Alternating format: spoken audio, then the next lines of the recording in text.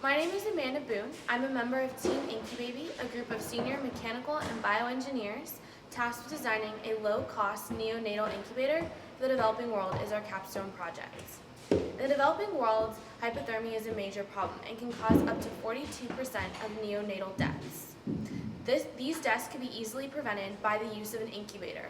However, current incubators on the market, such as the GE Giraffe, are too expensive, or other incubators on the market in the developing world, such as the Hot Cot or the Embrace, lack key features such as accessing the infant, temperature regulation, or safety features. This all led to the desire to build a very low-cost, simple-to-use incubator for the developing world. So to do this, I wanted to build a double-walled insulated box. This idea came about because we wanted a space that could be warmed and also have some insulation to keep the space warm if it lost power and over time. So I started with wood because it's very easy to prototype with and would be very easy to build in developing countries. And I started with my initial design. I started my prototyping process by learning how to build a finger-jointed box. I did this by using an online tool called Makeabox.io, where you could insert the inside dimensions of the box, and then it would spit out an Adobe Illustrator file with all the appropriate finger joints that I could send to the laser cutter.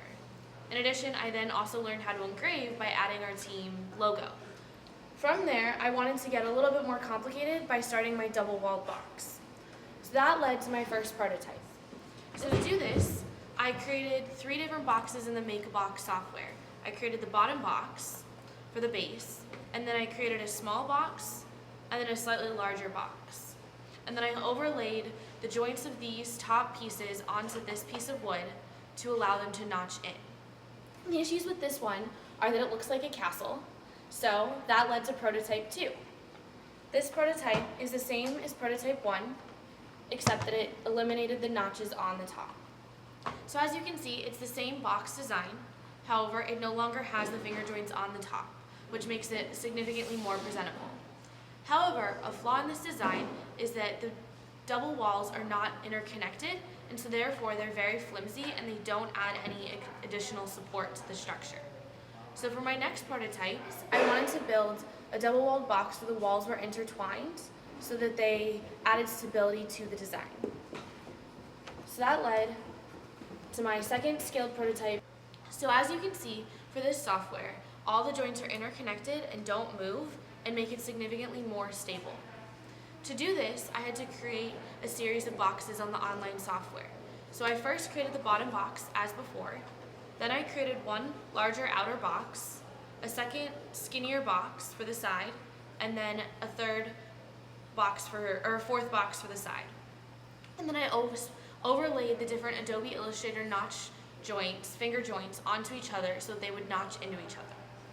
However, as you can tell for this design, I didn't quite get my proportions for the insulation layer right, so I needed to rescale this for the appropriate insulation air pockets. In addition, for an incubator, we wanted to make sure that when it was used in Malawi, that the people using it were comfortable with it. And so when we got feedback, their comments was that if you put an infant in a wood box and you put a lid on it, it looks like a coffin, which is a very significant factor because it would prevent doctors and mothers from wanting their baby to be put in the box. So all of that led to my next prototype. So as you can see, once again, it's the same concept where the walls are interconnected to add stability, but instead it's a significantly smaller air pocket, which is better scaling, and it has 2 acrylic front walls. These allow for somebody to view in the front even if there was a lid on top and see the infant. So this was a great prototype. However, we also got feedback that the doctors wanted access to an infant from the front because current incubators here in the US allow a doctor to go in from the side and work on an infant, and it's easier than going in through the top. So from there, I worked on trying to design an incubator that allowed the walls to slide in and out. As you can tell, this was my 3rd scale prototype, try 1, and it failed, which is often common with prototyping. But the idea was that I wanted to build some kind of joint such that the walls could slide in and out. I just didn't quite get my measurements right so that they would fit together appropriately.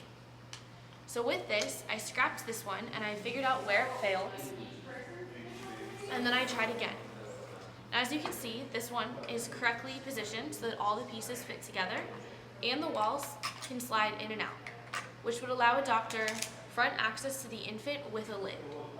So this was the last small prototype. There were several larger prototypes after this. However, with these designs, it was far easier to build a bigger prototype because all the small ones took significantly less time and were simpler to manage. In addition, I made sure to label all of my prototypes with the make a box information so I would know what information I used, and labeled my prototypes' iterations with etching. This allowed me, with all these scaled prototypes as I showed you, to know which one is which and in what order I built them, before moving on to the larger prototypes. This is my final prototype for the incubator. As you can see, there's been other modifications with larger prototype iterations since the scaled prototypes. However, at its heart, it's still that fundamental double-walled insulated box that I originally learned how to design.